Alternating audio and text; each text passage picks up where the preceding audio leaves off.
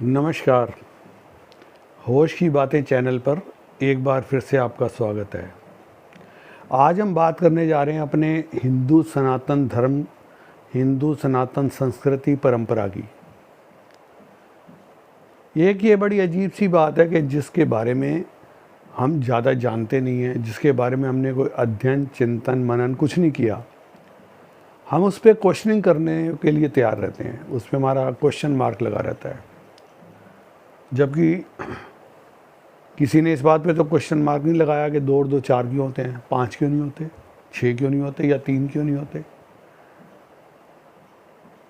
तो इसमें तो क्योंकि शुरू से बचपन से यही पढ़ते आए हैं और हमारी जो सनातन हिंदू धर्म परंपरा थी उसके साथ थोड़ी सी ट्रेजेडी, दुर्भाग्य ये कह सकते हैं कि जब इतने सालों तक हमारा देश जब गुलाम रहा और आक्रांता जब हमारे देश में आए तो उन्होंने सबसे पहले हमारे जो वैदिक संस्कृति और शिक्षण संस्थान, यूनिवर्सिटी, गुरुकुल, यानी जो चीज़ हमारे को इस संस्कृति की सभ्यता, भव्यता, वैज्ञानिकता, प्रामाणिकता के बारे में बता सकते थे, उन सबको नष्ट कर दिया।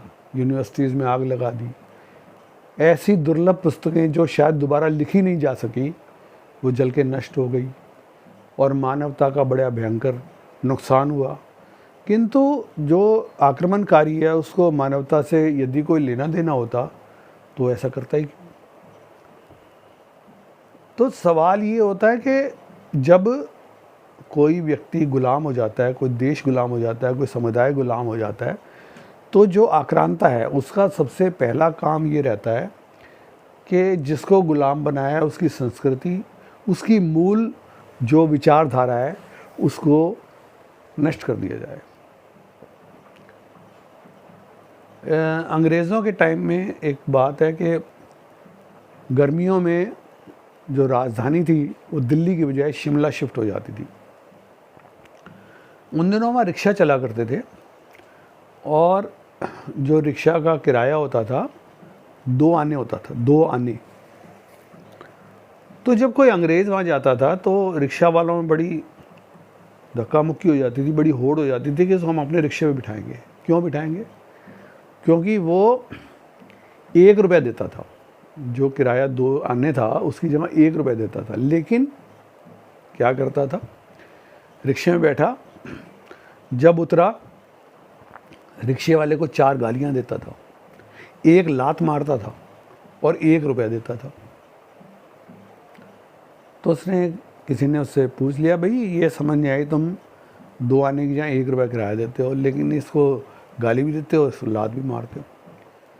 कहते उसके पीछे कारण ये, इनकी मॉरलिटी को ख़त्म करना है हमने, इनका आत्मसम्मान ख़त्म करना है।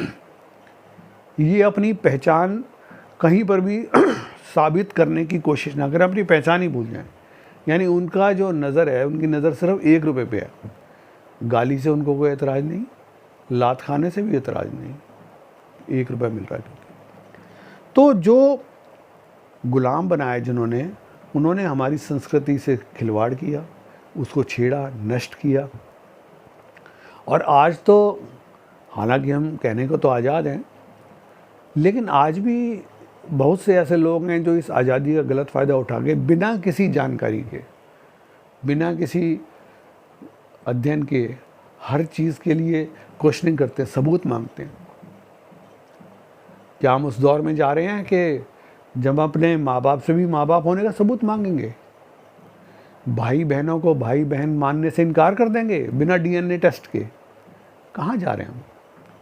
हर चीज़ के लिए सबूत मांगना, हर चीज़ के लिए क्वेश्चनिंग करना, हर चीज़ को संशय के घेरे में डाल देना, कहाँ तक सही है? और वो भी बिना किसी जानकारी के। या तो आपने स्टडी की हो, पढ़ा लिखा हो, कोई शोध किया हो, तब आपकी बात समझ में आती है। लेकिन सिर्फ सुर्खियाँ बटोरने के लिए या अपनी ईगो शांत करने के लिए या कहीं अपने आप को सुपर दिखाने के लिए, सुप्रीम दिखाने के लिए, ये बातें कोई समझ से परे है मेरे तो। अब इसमें बात ये आती है कि हमारी संस्कृति में कितनी ही धाराएं ऐसी हैं जिनको कि बड़ा अप्रिशिएट करने की ज़रूरत है। अब देखिए, एक छोटी सी बात है कि आज भी हमारे हिंदू मैथोलॉजी के हिसाब से जो शादी ब्याह होते हैं उनमें शुभ मुहूर्त देखा जाता है, लगन पत्रिका मिलाई जाती है, पंडितों से सलाह मशवरा किया जाता है और अच्छे विधि विधान से वैदिक मंत्रों से विवाह संपन्न कराया जाता है। पहले तो यही होता था, 100% होता था, लेकिन अब चलो माना 50% होता है। 50% लोग आधुनिक हो गए, उन्होंने इन चीज़ों को आडंबर मान लिया। तो मैं पूछता हूँ कि विवाह की सक्सेस रेट, सफलता की रेशो कहाँ पहुँच गई है हमारी। पुराने ज़माने में शादियाँ होती थी, पूरा जीवन उनका साथ कटता था। आज तो बल्कि कई दफ़ा कोई चुटकुला भी ऐसा होता है जो समाज के चरित्र को उजागर करता है। एक शादी हो रही थी तो पंडित जी ने 3 फेरे करा के ही छोड़ दिया, बोले बस ठीक है। तो वर पक्ष वालों ने कहा, पंडित जी फेरे तो 7 होते हैं, आपने 3 ही कराए। अरे बोले भैया टिकनी होगी तो 3 में ही टिक जाएगी, नहीं तो 7 भी करा दो, कोई फ़र्क नहीं पड़ता। तो ये जो हमारी विचारधारा हो गई है कि हम अपनी संस्कृति को कुछ समझते नहीं ना, उसको इम्पोर्टेंस नहीं देते। इससे हमने पाया क्या है, इससे हमें मिला क्या है। यदि हम एनालाइज करें, अच्छा इस बात के ऊपर एक और बात भी बड़े एग्जाम्पल दिया जाता है कि रामचंद्र जी का विवाह हुआ, गुरु वशिष्ठ उनके समान ज्ञानी तो कोई नहीं थे उस समय। उन्होंने विवाह का मुहूर्त निकाला, वेद मंत्रों से सब विवाह संपन्न कराया, किंतु उनको 14 वर्ष का वनवास हो गया। सीता जी का रावण के द्वारा हरण हो गया। तो ये क्या फ़ायदा हुआ इसका। सवाल ये है कि आपका सवाल सही हो सकता है, लेकिन बात ये है कि क्या रामचंद्र जी का पूरा जीवन, जिसमें उन्होंने अपना बचपन गुजारा, जवानी गुजारी, शासन किया कई हजार साल तक, तो क्या वो 14 वर्ष ही निर्णायक हैं? और यदि वो 14 वर्ष भी निर्णायक हैं तो उसमें उन्होंने पब्लिक के कितने भलाई के काम किए। ठीक है, उन्होंने वनवास लिया, लेकिन कहते हैं कि रावण का अंत किया। रावण का अंत किया मतलब एक बुराई का अंत किया। तो किसी किताब को एक चैप्टर पढ़ के जज नहीं किया जा सकता। किसी व्यक्ति के कुछ सालों को हाईलाइट करके उसकी जीवन की उपलब्धियों को हम नहीं आंक सकते हैं। तो जब तक हम किसी चीज़ को पूरा एनालाइज ना करें, तो मेरा आपसे अनुरोध है कि ऐसा कोई वक्तव्य ना दें, ऐसी कोई बात ना कहें जो हमारी संस्कृति को हर्ट करती हो। अब देखें, बच्चे, जैसे मैंने कहा कि 2 और 2 4 होते हैं, किसी ने क्वेश्चन नहीं किया कि 2 और 2 5 क्यों नहीं होते या 3 क्यों नहीं होते। बच्चों को बचपन से पढ़ाया जा रहा है कि 2 और 2 4। सब धर्मों के बच्चे हैं, सब यही पढ़ रहे हैं, 2 और 2 4। जितने भी मजहब हैं, ऐसा तो नहीं ना कि किसी और मजहब में 2 और 2 5 हो जाते हैं, सब में 2 और 2 4 होते हैं। तो बच्चों को समझ में आती है क्योंकि बचपन से उनको पढ़ाया जा रहा है। लेकिन हमने अपनी प्राचीन संस्कृति को, प्राचीन संस्कारों को, हिंदू सनातन धर्म को बच्चों को कितना पढ़ाया है, उसके बारे में हमने उनको कितना बताया है। तो इसलिए उनके लिए अनजाना और अछूता विषय है।